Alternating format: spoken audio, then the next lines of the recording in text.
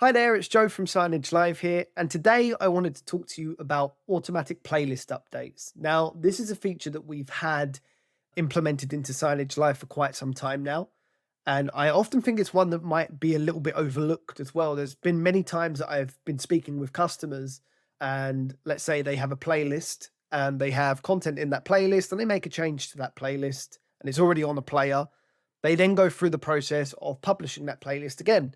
And it's not as known to some people, but you don't actually have to do that. So what you can do is if a playlist is already live on a player, you can just make the changes to your playlist, save the playlist, and then that will automatically update on your player when your player next checks in.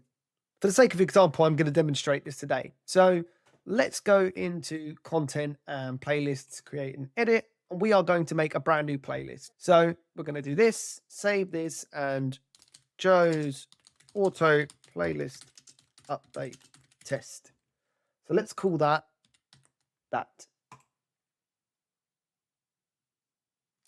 And now I'm going to go ahead and publish that to my player. So I'm just going to do that from now. And then we will go to my one player on my network. And now I'm going to head back to my player dashboard, click on my player. And if I go to the content and screen on off tab, I can actually monitor what is currently published to this player. In this case, as you can see, we've only got this one playlist here and I've only just published it, so it is still downloading. But the idea is that whatever you see in this schedule here, if I make a change to that playlist, it will then automatically update that on the player, therefore eradicating the need for me to republish this playlist once I've made any changes.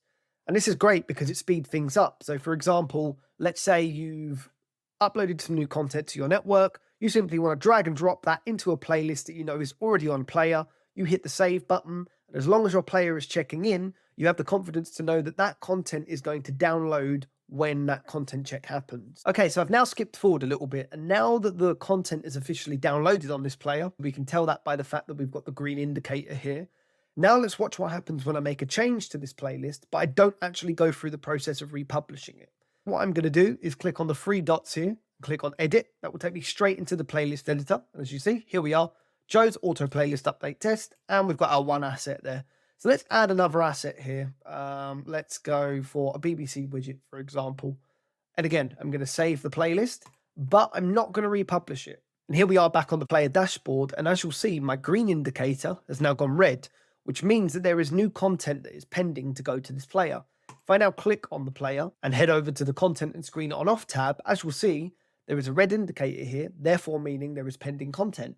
If I go over to the assets tab here, you can see my BBC widget here that is still due to download. As soon as this box gets ticked, we then know that all of the content has appeared on this player, and then the indicator will go green again. So if I head back to the content screen on off tab, hit the refresh button, now my indicator has gone green, meaning that I didn't have to republish this playlist at all. I could just make the changes in the back end, and because the playlist is already published, it will automatically pull down those changes.